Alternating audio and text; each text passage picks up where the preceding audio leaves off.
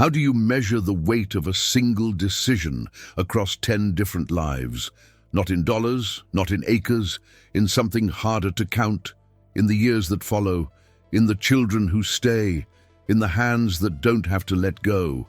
One farm, 10 families, and a choice that none of them could make alone. It starts in the summer of 1956, in a county in Oklahoma where the rain stopped coming and didn't start again.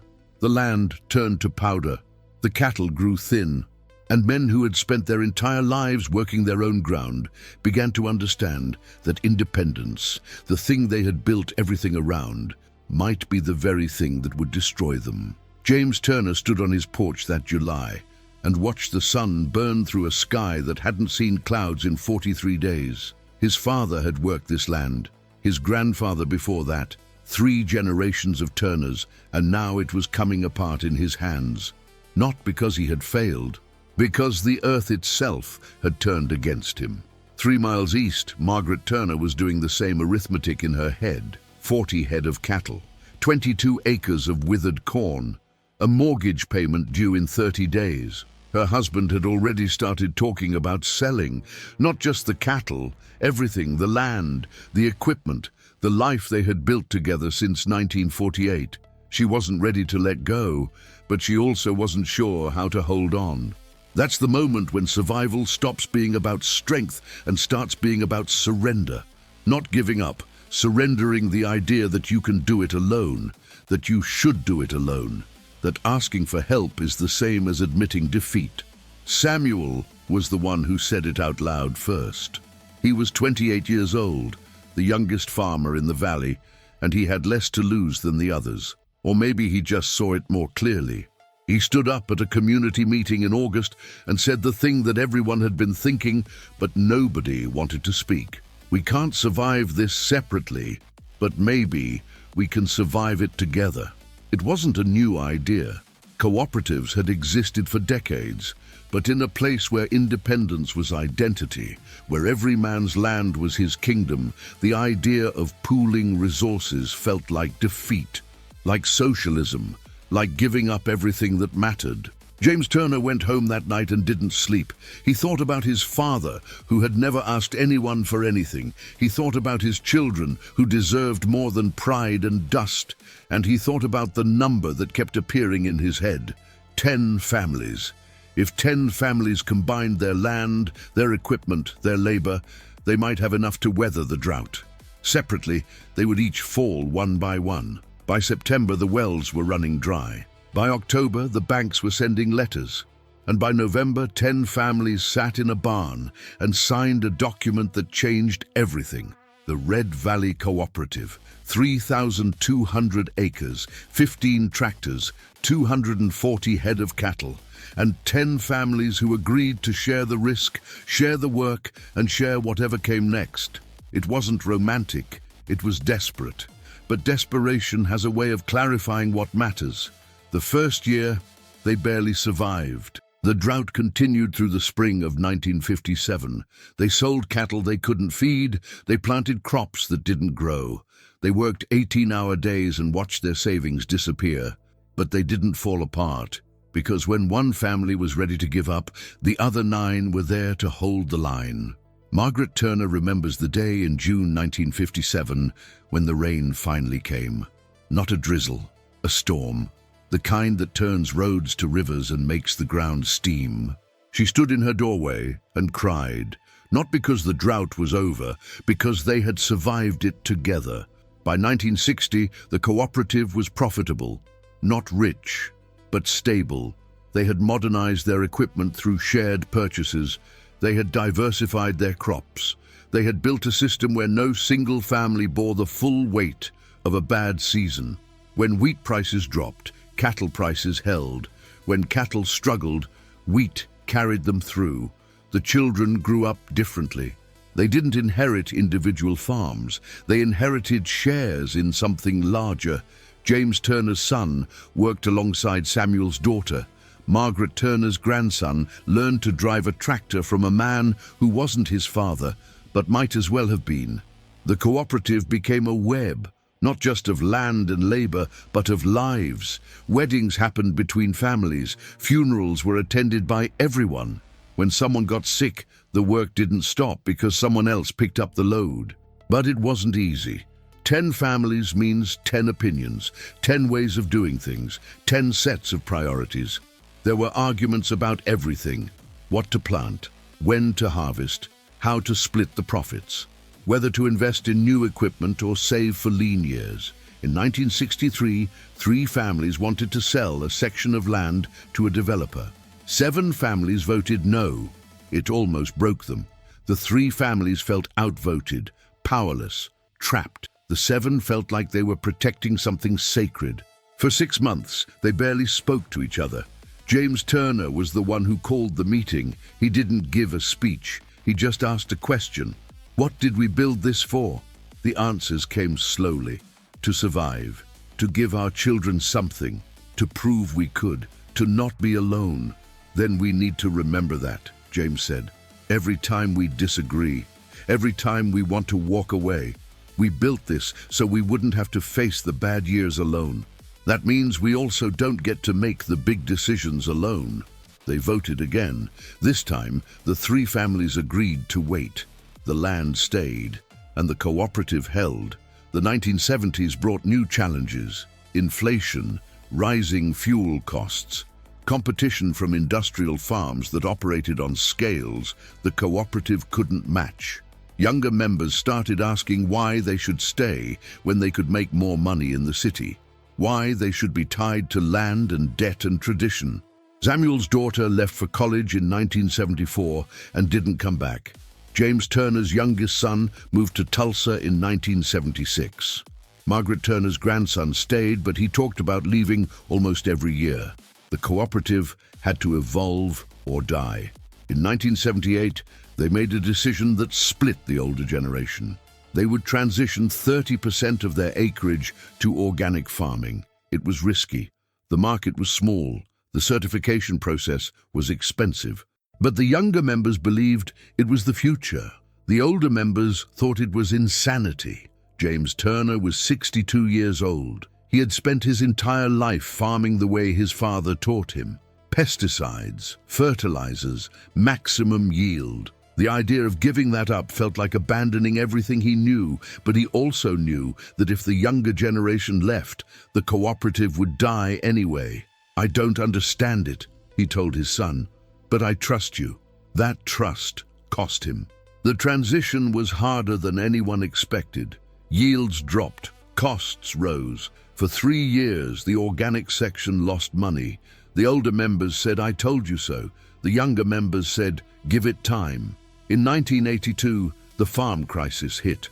Interest rates skyrocketed. Land values collapsed. Across the Midwest, farms that had existed for generations went under. Foreclosures, auctions, families losing everything. The cooperative survived. Barely. They had diversified enough that no single disaster could take them down. When grain prices crashed, their cattle operation stayed stable.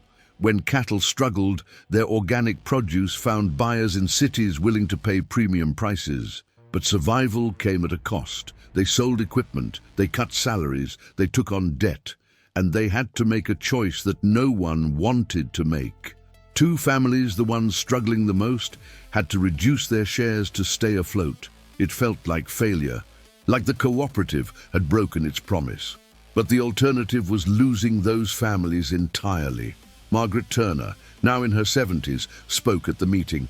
"We didn't build this to make sure everyone stays equal. We built it to make sure everyone stays. If that means some of us carry more weight for a while, that's what we do." The 2 families stayed. Their shares were reduced, but they didn't lose everything. And 5 years later, when things stabilized, their shares were restored. By 1990, the cooperative had survived the worst crisis in American agriculture since the Great Depression. They had done it by being flexible, by being willing to change, by remembering that the point wasn't to preserve tradition. The point was to preserve each other. The organic transition that had seemed so risky in the 1970s became their lifeline in the 1990s. Demand for organic food exploded. Prices rose. Certification that had cost them thousands now made them competitive with farms 10 times their size. They added value-added products, organic beef sold directly to restaurants, heirloom wheat milled into flour, eggs from pasture-raised chickens sold at farmers' markets in Oklahoma City and Tulsa. The younger generation that had almost left now saw a future, not just survival, opportunity. James Turner died in 1998. He was 82 years old. He had seen the cooperative go from 10 desperate families in a barn to a thriving operation that employed 40 people and sustained 3 generations. At his funeral, every family sent representatives. Some had been part of the cooperative since the beginning. Others had joined later. But all of them understood that what James had built wasn't just a farm. It was a safety net, a community, a way of life that refused to let people fall alone. Samuel took over as chairman in 1999. He was 71 years old, and he had seen everything. The droughts, the crises, the arguments, the victories. He knew that the cooperative's strength wasn't in its land or its equipment. It was in its refusal to let any single family carry the weight alone. The 2000s brought new pressures. Climate change made weather unpredictable. Consolidation in agriculture made small operations harder to sustain. Young people still left for cities. Technology costs skyrocketed. But the cooperative adapted. They installed solar panels in 2005. They built a processing facility in 2008. They partnered with local schools to create agricultural education programs. They leased sections of land to young farmers who couldn't afford to buy their own. In 2012, Margaret Turner's great-granddaughter graduated from agricultural college and came back to the farm. She was the 4th generation of Turners to work the land. But she wasn't working it alone. She was working it alongside descendants of Samuel and the families who had joined in 1956 and families who had joined decades later. Margaret died in 2015. She was 93 years old. She had lived long enough to see her fears from 1956 proven wrong. They hadn't lost the land. They hadn't lost each other. They had built something that outlasted drought, debt, and despair. By 2020, the cooperative had been operating for 64 years. 10 original families had become 15. 3,200 acres had grown to 4,500. The cattle operation had expanded. The organic certification covered 80% of their land. But the core idea remained the same. Share the risk, share the work, share the future. When the pandemic hit in 2020, the cooperative didn't panic. They had survived worse. They shifted production to direct-to-consumer sales. They created delivery routes. They partnered with food banks. And when some families struggled with medical bills or lost income, the other families carried them, because that's what they had always done. In 2023, a developer approached the cooperative with an offer, $10 million for 2 sections of land adjacent to a growing suburb. It was more money than most families would see in a lifetime. Enough to retire, enough to secure their children's futures. The vote was 14-1 against selling. The one vote for selling came from a younger member who argued that they should take the money while they could, that farming was getting harder, that climate change and consolidation would eventually force them out anyway. The 14 who voted no didn't argue with his logic. They just said no, because some things aren't for sale, not because they're profitable, but because they're what hold you together when everything else is trying to pull you apart. Samuel died in 2024. He was 96 years old. He had been part of the cooperative longer than some of the current members had been alive. At his funeral, 3 generations gathered.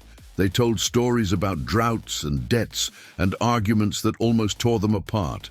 And they told stories about harvests and weddings and children who grew up thinking that cooperation was just how the world worked. Today, in 2025, the Red Valley Cooperative is still operating. 15 families, 4,500 acres, 4 generations. The original members are gone. The children who grew up in the 1960s are grandparents now. The land has changed. The crops have changed, the equipment has changed, but the idea hasn't. When you drive past the cooperative, you don't see anything special. Fields, barns, cattle, equipment, it looks like any other farm in rural Oklahoma. But if you stop and ask, someone will tell you the story. About 10 families who made a choice in 1956. About a drought that should have destroyed them. About a decision to survive together instead of failing alone. They'll tell you about arguments and compromises and years when it almost fell apart. They'll tell you about children who left and children who stayed. They'll tell you about debt and drought and disasters that would have broken any individual family. And they'll tell you about the harvests, the weddings, the funerals, the moments when everyone showed up, because that's what you do when you're part of something larger than yourself. 1 farm, 10 families, 70 years. Not because it was easy, because it was the only way to survive. The land doesn't care about your independence. The drought doesn't care about your pride. The bank doesn't care about your legacy. But the people next to you do. The families who show up when you're ready to give up. The neighbors who carry your weight when you can't carry it yourself. The children who inherit not just land, but the knowledge that survival is a shared effort. That's what the cooperative built. Not wealth, not empire, just the stubborn, unglamorous, essential work of holding each other up when the world is trying to knock you down. And that, more than anything, is what changed 10 families' lives. Not the land, not the profits, not the success. The refusal to let anyone face the hard years alone.